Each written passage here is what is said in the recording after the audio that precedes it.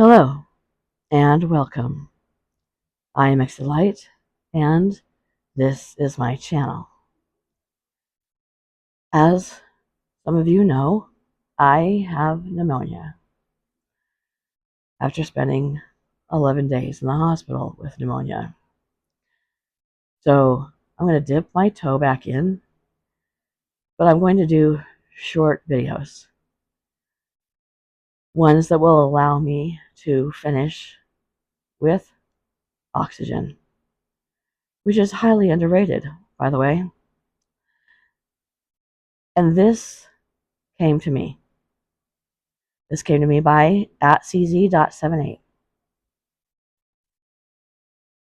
So, most of you who have been here for a long time, you know that I have a particular fear. And, like some people are afraid of spiders. Some people are afraid of heights. I'm afraid of heights too. Okay, I'm not gonna lie about that. But I don't have that stop, drop, and roll feeling about spiders, like I do about heights. But there is one thing that beats every fear I have, and you guys know it, and it is masks. And for those of you who do not know me, it's masks. Halloween masks. Masks that cover your face. Scary looking masks, or even like a Jason mask. Not the kind that you wear just over your mouth if you're sick. Those petrify me. Like, that heart-stopping fear. Well, that's what that is for me. Several years ago, I did a video about ventriloquists, ventriloquism, and how it has been long thought to be connected with Satanism, work of the devil, because of the way the person has to work their body, throw their voice into an inanimate object. Well, I had somebody who watched that video from several years ago and come to me with information about ventriloquism, which creeps me out. I don't like it. I've never liked it. I don't know why I have these feelings towards ventriloquists, but I hate it. And it's almost kind of, I guess, the mask situation, where it's the dummy talking, supposedly, you know what I mean?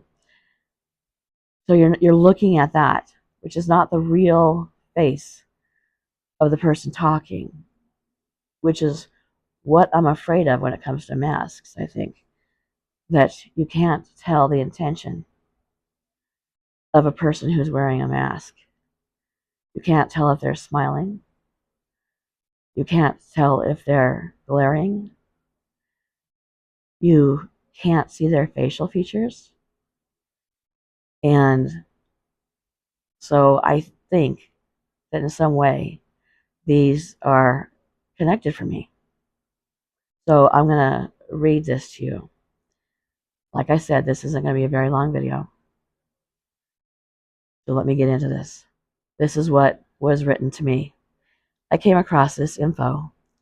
Ventriloquism itself, referring to an ancient practice of sounding like a belly speaker or belly prophet. The first known performer to use a doll was Baron von Mengen in the 18th century, but the art of ventriloquism existed long before, with Eurycles of Athens being the most celebrated of the ancient ventriloquists. The ancient origins, however, have an earlier practice. Ventriloquism dates back to ancient Egypt around 2000 BCE and was known in cultures like the Zulus, Maoris, and Eskimos. Greek ventriloquists in ancient Greece, Eurycles of Athens was a famous practitioner, and the skill was associated with belly prophets. I found that interesting to go back and look at that. I remember that video very well. As a matter of fact, I think it might have been a podcast between me and Rob. And I want to add this. Ventriloquism and the paranormal intersect because of the art's historical association with spiritualism and demonic possession, where ventriloquists were believed to channel spirits or demons to speak through them. Some alleged paranormal experiences also feature ventriloquist dolls moving on their own, a phenomenon explored in both real-life accounts, such as the case of Mr. Fritz, and the fictional media like the film Dead of Night. Necromancy. The practice has roots in necromancy, or the art of communicating with the dead. Ventriloquists used their skills to evoke spirits, creating the impression of a familiar spirit or a dead voice communicating with the living, probably someone grieving the loss of a loved one. Something interesting is religious beliefs. The practice was often tied to religious contexts. In ancient Greece, the oracle at Delphi would produce prophecies that were believed to come from the gods. The creep factor. Ventriloquist dolls themselves can be inherently frightening, leading some to suspect that they might be haunted or that the dummies are actually real entities, as seen in various horror films, of course. In a real world account, Michael Diamond claimed a World War II era ventriloquist doll named Mr. Fritz moved on its own. He set up a camera and recorded the doll's eyes and mouth moving, along with orbs, leading him to believe that the doll was haunted. I will be doing a story about Mr. Fritz.